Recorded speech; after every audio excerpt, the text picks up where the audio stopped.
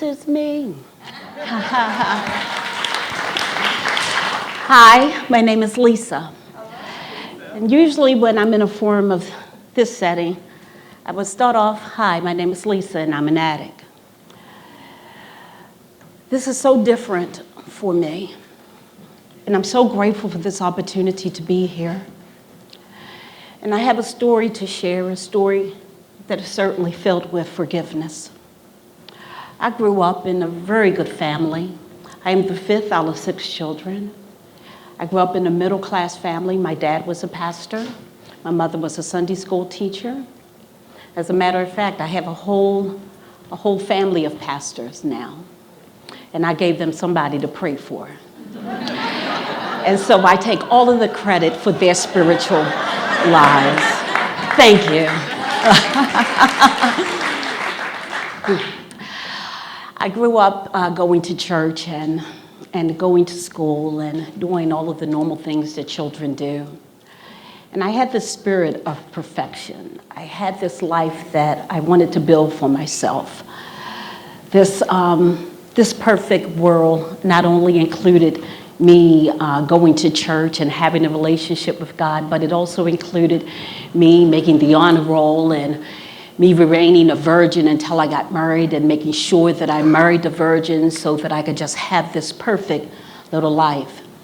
And that worked for a while, but that life simply crumbled as soon as something traumatic happened in my life.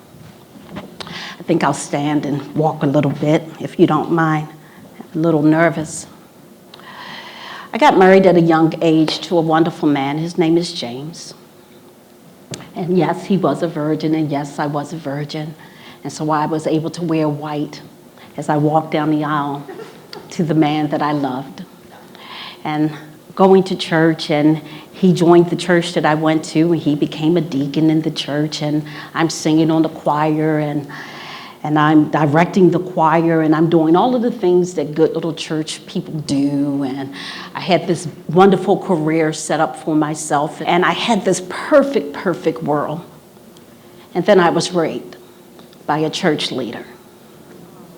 So being the strong black woman that I am, I decided not to tell anybody, because strong black women like myself cannot let people know that we've been overcome. And I was overcome, and I was angry, and I was mad that this man had taken advantage of me. And besides the fact of just being mad and feeling really dirty, I also began to think about the fact, what would my husband think of me? I'm no longer his flower. I'm scarred. I'm bruised. I'm dark. He could never find out. My parents could never find out. My sisters and my brother could never find out. My friends could never find out. What would they think of me? Would they think I was just being hot? Would they think that I was in the wrong place at the wrong time? Would they blame me? And I really thought that they would. And so I kept that secret. And I began to work myself silly. And I began to schedule myself to work on Sundays so that I wouldn't have to see those church people. And the further I went away from the church, the further I went away from God. God became an enemy of mine. Because see, if he really loved me, why would he let something like this happen to me? I was a good girl. I loved him. I was a good girl. I saved myself for him. I was a good girl. I was doing all of the things that I needed to do. And this happened to somebody like me. I've learned over the years that your secrets really do keep you sick. And so my secret kept me sick. And that little teeny hole that was once there became a bigger and bigger hole. It became a dark hole. And as the hole got bigger, the anger and the hatred got bigger. I just remember looking at my husband and being so disgusted with not just men, but disgusted with him My anger was turning into a massive hatred. I had these 3 small children that wanted their mother's love, and I couldn't give it to them because if they touched me, my dirt would rub off on them. And so I continued to work as if nothing had ever happened to me. And my store was closing at Westview Mall, and this is when Westview was a mall and not just a strip center. And so it was many, many years ago. And my store was closing, and I remember the little girl coming up to me, and she said, "Lisa, let's go out together." Now, I had this perfect life, so I didn't know anything about going out.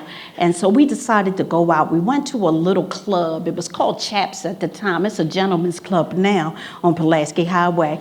Raise your hand if you know it. No, I'm just playing. Don't do that. Don't do that. And I remember getting to that club, and it was dark. The walls were painted black.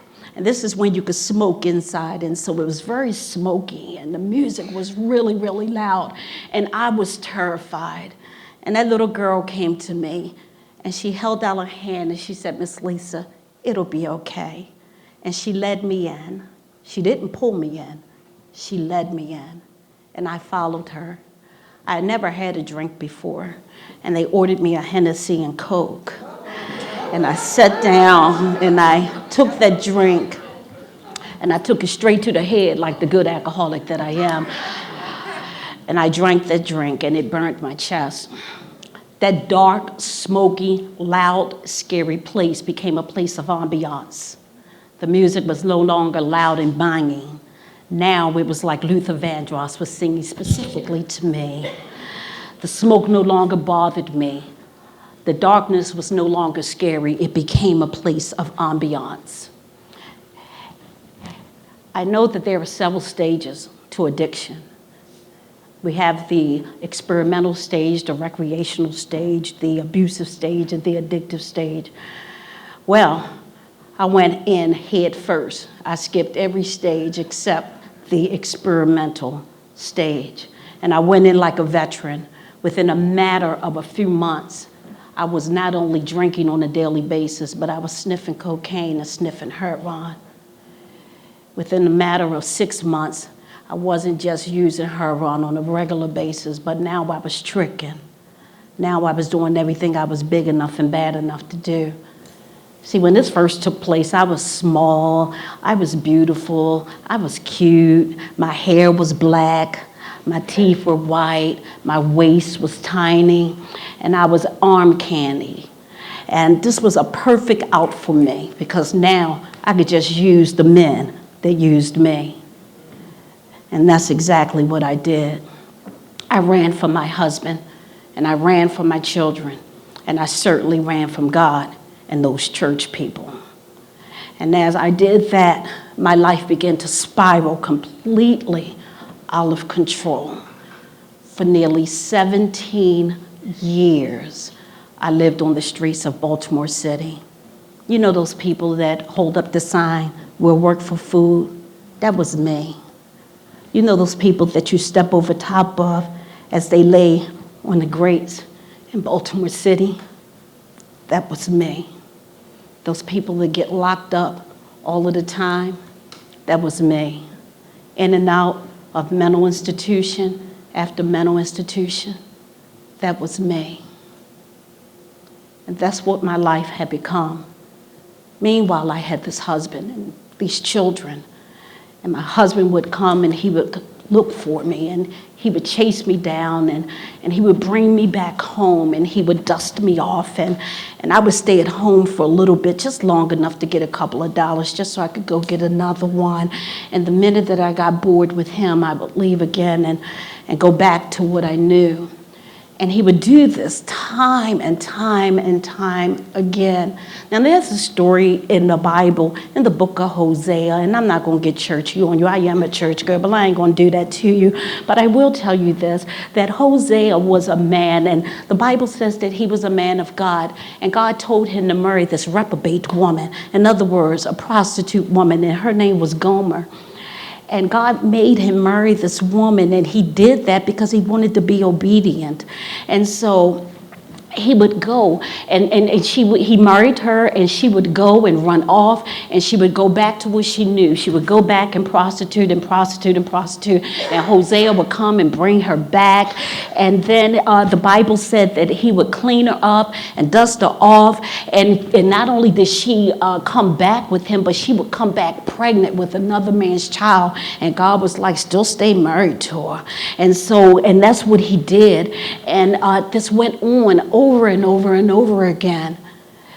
And then it was really strange to me that Hosea would do this. I didn't know the story at the time, but that's exactly what my husband did. He would find me, he would clean me up. Sometimes I was in another man's bed. Sometimes I was in the junkyard that I lived in. Sometimes I was in the abandoned car that I lived in. Heck, sometimes I was in the truck that I stole from him. And he would bring me back, and he would dust me off and clean me up. But when I would get bored with him, and when I wanted to use again, I would go back to what I knew. As we were preparing for this event, I began to figure out why I was so emotional. And I began to sit back and to think about it. Nearly 13 years ago, during this time, I was getting out of prison for the last time. I had 6 years to back up because my small crimes had turned into violent crime charges. And it was around about this time. And I got out of prison, and I remember standing before the judge, and I had these 6 years to back up, and the judge and my husband was trying to get me into another drug treatment program, because I can stand here and say I successfully escaped every drug treatment program that I was put into. Yes. Wasn't able to escape prison. And so I stood before the judge, and I'm trying to tell the judge I don't have a drug problem, I have an anger issue. So if you just get me a good therapist, a couple of pills, I'll be on my way. And the judge said, if you open up your lying mouth one more time, I'm going to give you those 6 years to back up. And I remember looking at my husband's face, just being furious, because he was the reason why I was there. Because now my violence had not just escalated to street fights and to trying to beat off men from abusing me. My violence had crossed the lines of being domestic towards him. And so I was drawing blood, and he was still standing there, but he was still trying to help me. And I'm like, what in the world is this? What kind of love is this? What kind of forgiveness is this, that no matter what I do to you, no matter how bad I treat you, you just keep coming back for more? What is this? And so the judge said, I'm going to give you 2 weeks to say your goodbyes to your children, and then we're going to take you to this drug treatment program. I believe it was in Wisconsin. It was someplace far up in the mountains, someplace I knew the sisters do not go to get clean and sober. Put it that way. And so they released me, and I got in the car with my husband. I said, don't you dare take me home. You take me to the motel, and I'll stay there for 2 weeks. And I'm sure that the last words he said to me was, Lisa, do not leave this motel room. You have 6 years to back up. Now, I'd been locked up that time about 90 days, completely dry, completely dry. Not a drug or a piece of alcohol in my system.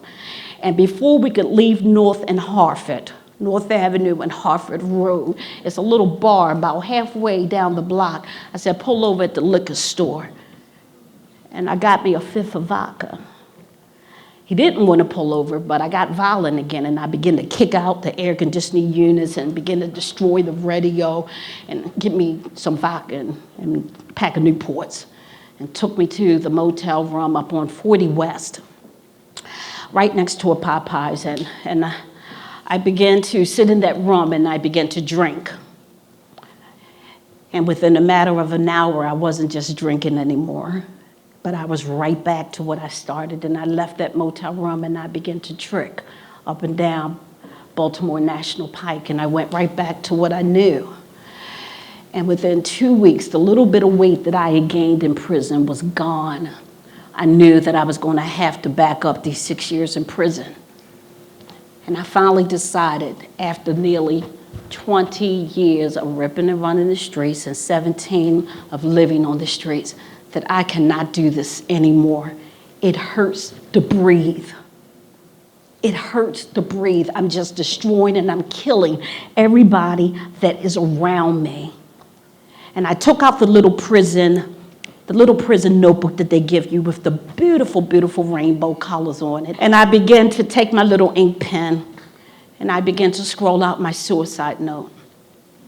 I was working on my 2nd gallon of vodka.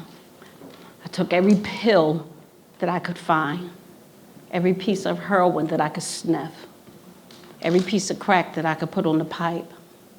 And I began to say my goodbyes to my family. I would love to be able to stand here and tell you that I had moments of being a good mother, that I had moments of being a good wife. But the fact of the matter is that I was a horrible mother. I was a horrible wife. And I was an even worse friend. I was a terrible sister. I was a terrible aunt. And I was a horrific human being. And it was all that hatred for self that propelled me into writing my suicide note. My sister Daphne had been coming back and forth to bring me food for those 2 weeks because they knew that I wasn't going to eat and I certainly wasn't going to spend money on food. And she called up that day, and I know this because this is what she has told me. She called up to see what I wanted to eat. And she said I didn't sound right. And so she called Dad and she said, Lisa doesn't sound right. And Daddy said, Lisa never sounds right. And she said, Daddy, this time it's different. And they came to the room.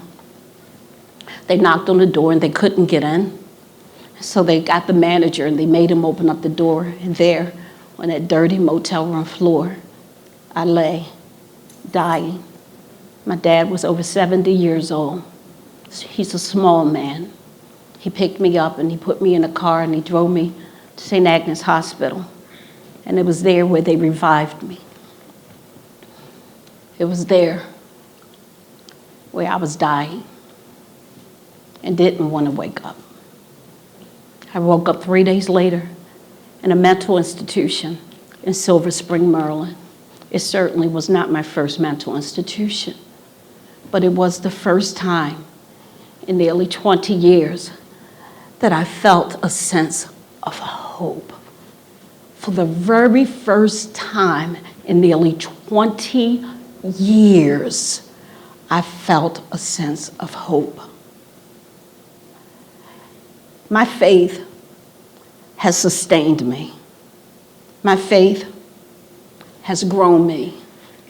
And when I was asked to come and be a storyteller, this is my story. And it's about my faith.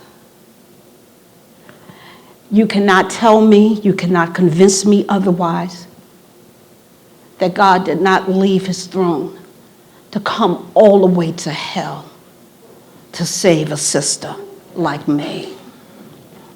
No one will ever be able to convince me otherwise. And it was in that dark, cold mental institution that I made one good decision, and that was to go into treatment. And man, one good decision escalated another good decision and another good decision. But how was I going to clean up the wreckage of my past? Oh, I had a past. I had a husband that I wasn't sure even still wanted me. I had parents that I hurt tremendously. I had sisters and a brother that didn't think that I was going to make it. And I had children that loved me in spite of me. I remember an incident. My children were crying really bad because my husband was letting me come home. And My kids didn't want me to come home because every time I would come home, I would steal things. And I remember my husband looking at them in their little faces and just saying, you wait until you meet the woman I fell in love with. You're going to love her as much as I do. What kind of love? What kind of forgiveness is that? I'm grateful to tell you that on June 27th, I'll be celebrating 13 years clean and sober.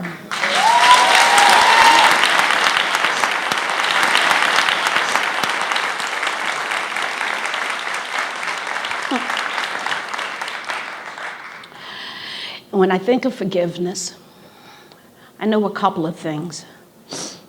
That sometimes forgiveness is just a one-way street. But reconciliation is something completely different.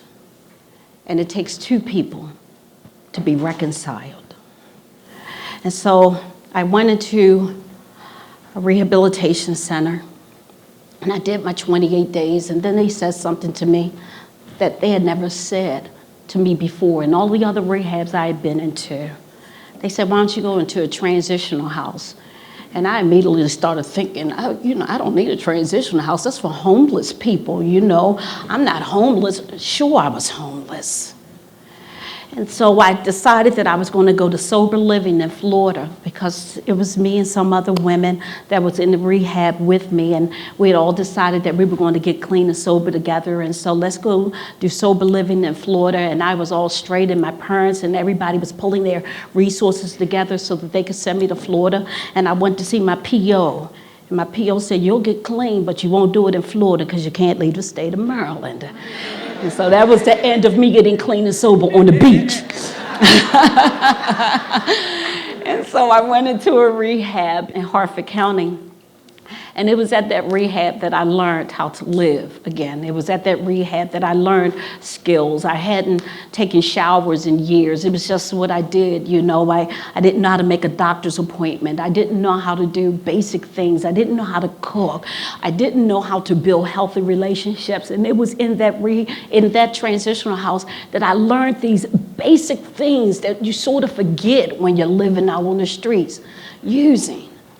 And one of the things that was really strange is that although I was married, they made sure that that they didn't want me to have sexual relations, not even with my husband, because they wanted to make sure that my motives were pure and that my motives were clear. And I wasn't even sure at that time if my husband would even want to remain married. And so the crazy thing is this. My husband is a little teeny man. Okay? And we are completely opposite. I run my mouth, I'm big, and he's a little teeny, quiet man, and he is a Samson. He is a Samson in my life. He is strong, and his love and his forgiveness is strong. And it's through his forgiveness that I learned how to forgive. And I'm so grateful for that example of Jesus Christ. I'm so grateful for that example of love. He was ready to receive his queen back. And he moved to Bel Air to be just with me. And I remember thinking to myself when I was out there using, if he was a strong black man, he wouldn't let me run over top of him. If he was a strong black man, he would just grab me by the hair, sit me down someplace. If he was strong, well, I can tell you right now that my definition of strength is completely different. He was silent in his approach, and his life was a light. And so he has forgiven me. And because he has forgiven me, my children have forgiven me. My family has forgiven me. And so when I look at the 3 levels of forgiveness, it was me seeking forgiveness from those that I have hurt, me seeking forgiveness from God for all of the sins that I committed, for all of the wrong things that I had done. But then there was another level of forgiveness, and that was forgiving myself. And that was the one I struggled with the hardest. So as I look at the woman that I once was, when I see her, she would disgust me.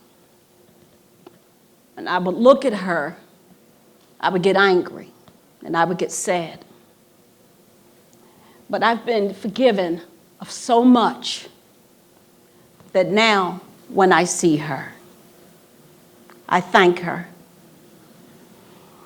I thank her because she taught me so many lessons. I thank her because without her life, I wouldn't have the life that I do. I thank her because she was battered and she was bruised, but she kept bouncing back. I thank her because although she experienced a rape in church, although she was gang raped by a group of businessmen, although she was raped and sodomized by a trick that picked her up on the strip, she shook it off and she came back. But I thank her most of all because she gave up her life so that I could have my life. And so now, when I see her, I know that there could not be any me. And because she gave up her life, I stand before you not just clean and sober. I stand before you a completely changed woman that's been reconciled not just to her family, but to the community. I pay taxes, y'all. A lot of them. And so, to my husband, I say thank you for forgiving me. I say thank you for being the light that I needed to see.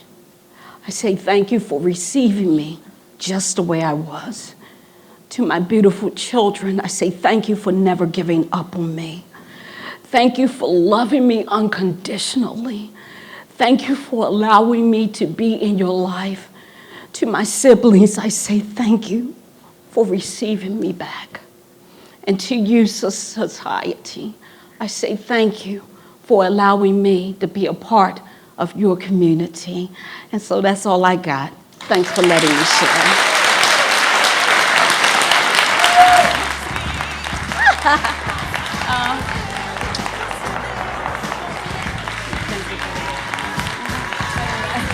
Elise.